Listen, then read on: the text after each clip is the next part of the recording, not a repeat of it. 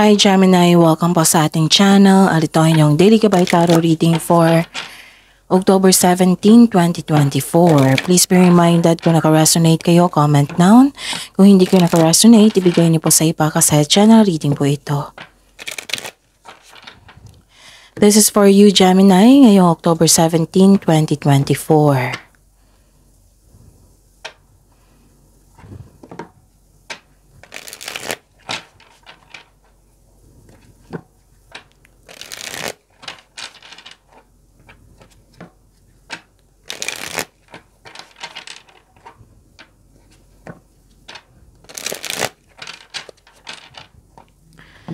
Para po ito sa inyo Gemini, ngayong October 17, 2024. Maraming salamat po sa inyong patuloy na suporta at maraming salamat din po sa mga hindi nag-skip ng ads. Gamitin ang reading na ito bilang gabay lamang sa mga hindi pa nag-subscribe. Subscribe na po kayo at click bell notification para malaman nyo na may bago tayong video. Para sa mga gustong magpa-reading po, may lumabas dyan sa screen nyo ngayon. Panoorin nyo po at sundin ang instruction. Calling the attention sa mga suki ko dito na Gemini, open na po inyong Monthly Gabay Tarot reading for October 2024. May 6 months from now reading tayo at love life reading po. So message me Gemini for schedule. Maraming salamat po. Spirits Guide, mga ganap po. Ngayong October 17, 2024 para po kay Gemini, I need 3 cards po.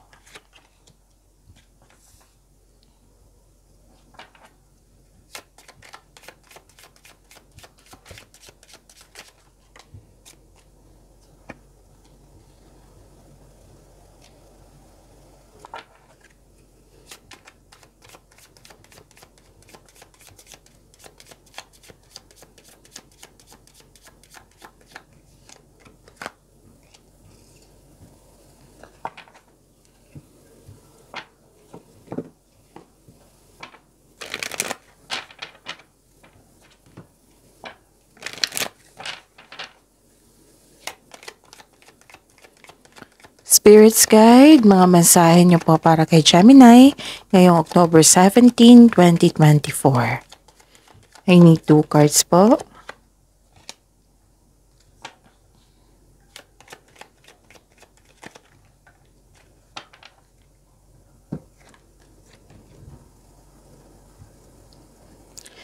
Gemini, ngayong October 17, 2024. May nakita ko dito may kausap ka, may nagbigay ng wisdom message sa iyo for maturity. At yun, nakita ko rin dito na wow, may nagbigay ng regalo sa iyo. May nagbigay ng regalo sa iyo, may nagbigay ng tulong, pwede din nagbigay ng compliment sa iyo, recognition, pwedeng awards ito. Wow, ang ganda nito kasi love is blooming and abundance. Nakita ko dito yung ngiti mo, yung happiness. Wow. And some of you nakatanggap ng bouquet of flower. Yes. Nakatanggap ng suporta, wisdom message. Pwedeng kausap mo ngayon ng elders, parents, wiser, mentor mo, advisor, or favorite person mo. And ang sabi po ng card niyo po dito, Gemini, iwasan niyo po daw mag-overthink. Stop overthinking. Okay?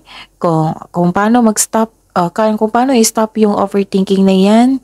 Kasi overthinking can steal your happiness, can steal your opportunities. Oo.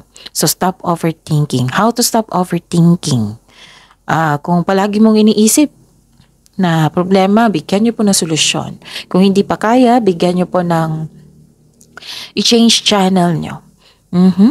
And nakita ko, at yung dalawang paraan din, nasa kanila, yung pwedeng si time for reflection. Mostly si time of reflection yung ginagamit ko. Kasi andyan yung pahinga, andyan yung sagot sa inyong mga katanungan, solusyon sa inyong problema, spiritual awakening. So, yun. Mara-energize yung energy mo. At saka, mindfulness skills. So, i-search nyo yan sa Google ha. Mindfulness skills. Time for reflection. Okay? So, don't worry, Gemini, you are protected by angels. Wow, claim nyo to. You are cherished. You are cherished by the angels. Ang ganda. And don't worry kasi bibigyan ka ng healing. Healing energy flows through you. You are protected by angels and healing energy flows through you. Di ba? Ang ganda. Okay. Spirit's Guide. Ano po ang energy ni Gemini ngayong October 17, 2024?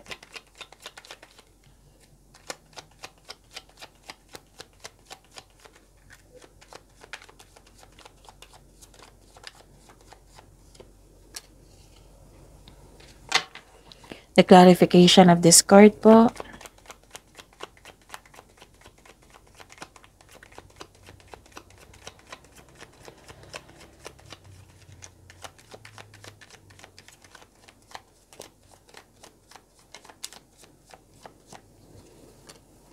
Okay.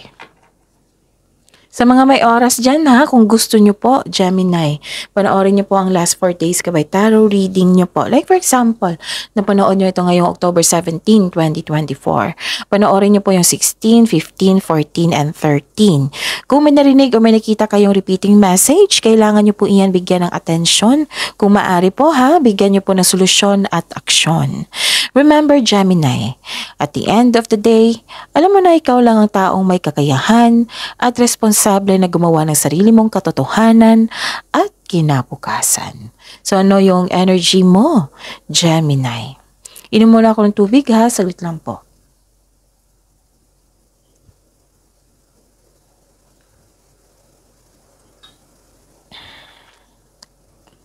Okay. Okay. Sabi po ng card dito na kung may darating po daw na opportunity, pag-isipan niyo po daw ng mabuti, huwag niyo po daw i-grab agad. Na walang plano, walang konkretong plano, ganon. Kahit alam mo yung gagawin mo sa opportunity na iyan, basta konkretong plano ay kailangan po dito. Kasi nakita ko dito, some of you nag-grab. Pwedeng nangyari na ito ha, nag-grab ng opportunity at ngayon pinagsisihan. So, ang ilan sa inyo dito na-stuck in a bad mood or ayaw sa pagbabago. So, kung may darating na opportunity ngayon, pag-isipan nyo talaga ng mabuti, konkretong plano ay kailangan. Okay? Kahit excited kayo sa opportunity na yan, konkretong plano ay kailangan para alam mo yung gawin, alam mo yung, na may proseso na, sunod-sunod na yung mga gagawin mo, na totally handa ka. Okay? May pagbabago dito eh. May nakita kong pagbabago. And some of you, nagkaroon ng uncomfortable sa changes. Changes of treatment, changes sa environment. Basta may changes na ganap dyan, na uncomfortable ka. Pero, sabi po ng card niyo po dito, kailangan mong i-embrace itong pagbabago na ito. So, this is opportunity ha. Pag-isipan niyo po ng mabuti. Konkretong plano ay kailangan. May bagong simula dito eh. Nakikita ko dito na hindi ka takot sa mga obstacles, ganon. So, this is a leap of faith. Hindi ka takot sa obstacles. You know you are on the right path. Kumbaga, bahala na si Batman. Basta go ako. May experiences ako. Nakikinig ako sa aking intuition. Pero kailangan po ito ng pag-iingat ha. Care is needed. Yes, may potential na maging successful. Pero care is needed. Kaya nga in-advise ng unang card dito na konkretong plano ay kailangan. Okay? So, mag-ingat sa padalos-dalos na pagpasya. 2 card na po ang nagsabi niyan. So, pay attention. That is a repeating message. Mag-ingat sa padalos-dalos na pagpasya. Kailangan magkaroon ng konkretong plano. 2 card na nagsabi niyan ha. And listen to your intuition also. So, spread your wings and fly. Nag-take risk ka dito and nag-try ka ng something new. You're trying to step out sa comfort zone. Kasi alam mo sa sarili mo, you are very positive na may potential talaga na maging successful ito. Take a leap of faith and trust the support of the universe. You are divinely guided kasi lumabas dito protected. You are protected by angels. May healing pa. Wow. You are divinely guided. Huwag kang matakot. Instead, i-acknowledge mo ang mga lessons na na-encounter mo. This will lead you to new opportunities po. They are part of your personal and spiritual evolution. May new journey po dito. Curious ka sa pupuntahan mo sa changes na ito. You have your freedom. May freedom kang pumili, mag-decide. Basta may new beginning dito ha. So yun. Spirit Guide. Career and money po ni Gemini ngayong October 17, 2024.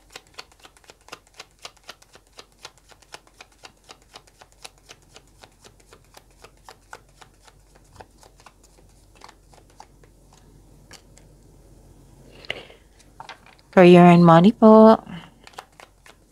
Gemini.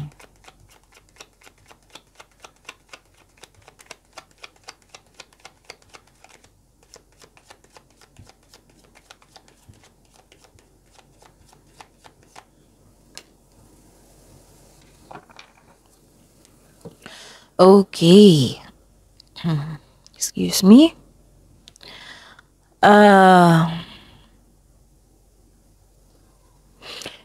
May challenge dito sa isang grupo ng tao. Feeling mo kinokontrol ka nila na hindi masunod yung plano mo sa buhay, yung desisyon mo. May nakita rin akong conflict over property. Kanina pa to may takot kang lumabas sa comfort zone mo. Be careful lang po kasi may tao dito na nag-take advantage yung kabaitan. Pwede din sa inyong, basta may nag-take advantage sa inyo. Mag-ingat po kayo sa mapanilang at pagnanakaw.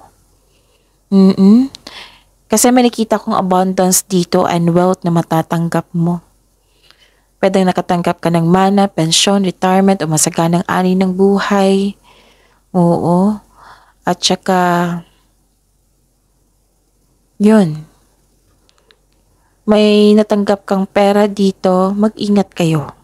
Mag-ingat talaga sa taong mapanilang at pagnanakaw. Okay? Kasi may nakita ko dito mahilig magmanipula, nag-o-observe siya sa'yo. Yun. So, nakikita ko rin dito na you are moving on from the challenges.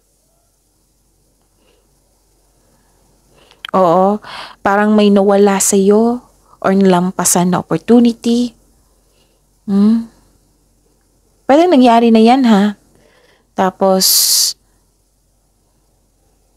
ayun. Nag-decide ka dito na lumayo ka sa isang taong toxic or toxic environment. Kasi nga may tuto sa inyo, right? May mahilig magmanipula. Baka rivalry yan. So this is your career and money, ha? So ang sabi ng card dito, focus and have faith, i-release mo yung nararamdaman mo, palitan mo ng positibo na ma-motivate ka ulit.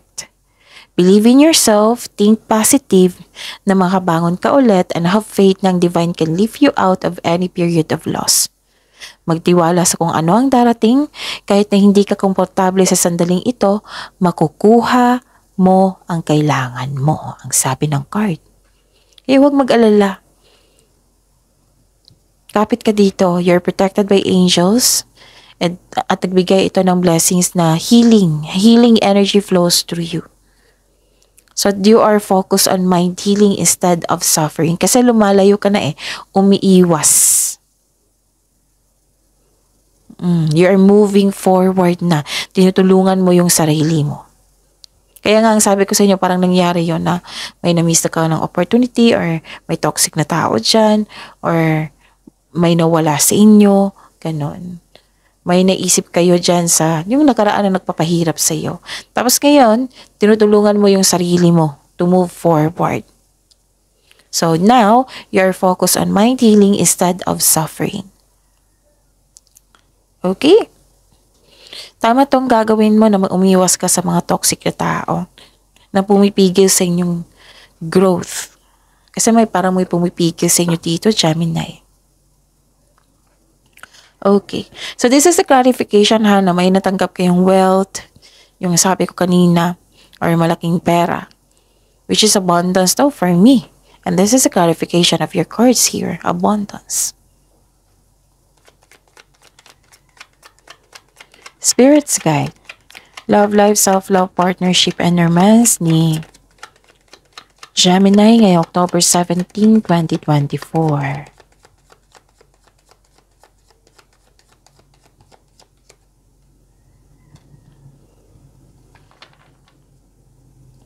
And the clarification of this card po.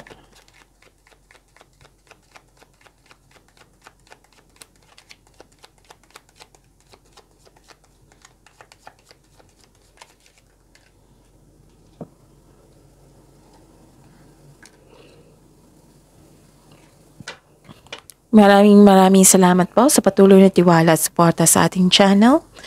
At maraming salamat din po sa mga hindi nag-skip ng ads. May lumabas dyan sa screen nyo ngayon. Panoorin nyo po. Kung gusto nyo po iyan, then follow instruction. May tutol talaga sa inyong desisyon, plano, or hindi kayo nagkasundo. May delay din ako nakikita dito or obstacle sa inyong goal na may tutol talaga. May disconnection sa isang tao dito, naalala nyo siya. Pwedeng na-miss mo siya or naalala mo lang or may nagpaalala sa'yo. Pero may opportunity ka na magiging maayos to ha. Maging mapagpasensya kayo at listen to your heart to get back on track. Okay? Magiging okay din ang lahat. Basta focus kayo sa positivity. So you should stop overthinking ha. At least of moving forward na ito. Okay? Gumagawa ka ng paraan, tinutulungan mo yung sarili mo. Kasi alam mo, Gemini, na alam mo sa sarili mo na hindi talaga mabuti yung negativity, hindi mabuti yung toxicity, hindi mabuti yung mag-overthink ka, or kahit over-analyzing yan, hindi talaga yan nakakabuti sa'yo. Okay? Yon. May competition talaga. Kanina ko pa ito nakikita. Yung tutol pa lang. Doon ko na nakita may competition to. Okay? Please be reminded, Gemini. Oo, para ma-remind kayo. Kung may problema kayo sa career and money, huwag niyong dalhin sa bahay. Huwag niyong, kung may problema kayo sa love life, huwag niyong dalhin sa iba't ibang sitwasyon like career and money. Para kung mabigyan ng solusyon yung love life nyo, at least stable pa rin yung iba. Hindi na lumaki yung problema mo. Kasi kung madamay yan, mas lalaki yung problema mo. Mas mag-overthink ka yan. And I'm grateful kasi you're helping yourself. At binigyan ka ng blessings ng ating Panginoon. Like ito, healing, and you're protected by angels. Okay, so you are moving forward. Nakita ko dito yung competition, rivalry.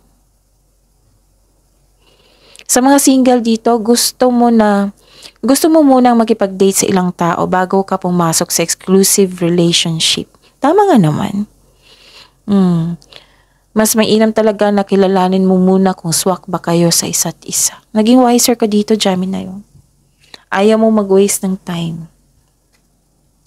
And some of you, naiirita ka sa mga taong tanong sa'yo kung kailan ka mag-asawa, mag-jowa, kasal, gano'n. Naiirita ka. Okay? So, yun. Sa buhay mag-asawa, sa mga may relasyon,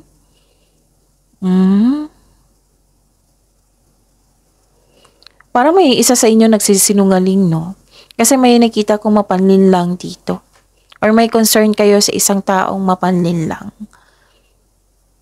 Nako, huwag kayong mag-away, ha? Dahil sa hindi, pwede din sa grupo ng tao to kasi kung sa partner mo ito, pwede rin. Pero may nakita kasi akong grupo ng tao dito na tutol sa inyo. Ganun. May ganap na away. Pwede din na may project kayo magpapatayo ng bahay or isang structure po. So, I'm hoping magiging okay na yan. Kasi you are moving forward na. Bumalik nga yung confidence mo dito, oh, and claim this positivity, itong blessings na ito, itong abundance na ito, and love is blooming. Okay? Itong wisdom messages, itong protection from the universe, and healing energy. Okay? Pagyamanin nyo yung blessings, ha? See you tomorrow, Gemini. Please like, subscribe, and click the button for notification para updated po kayo sa daily tarot reading natin. Maraming salamat po.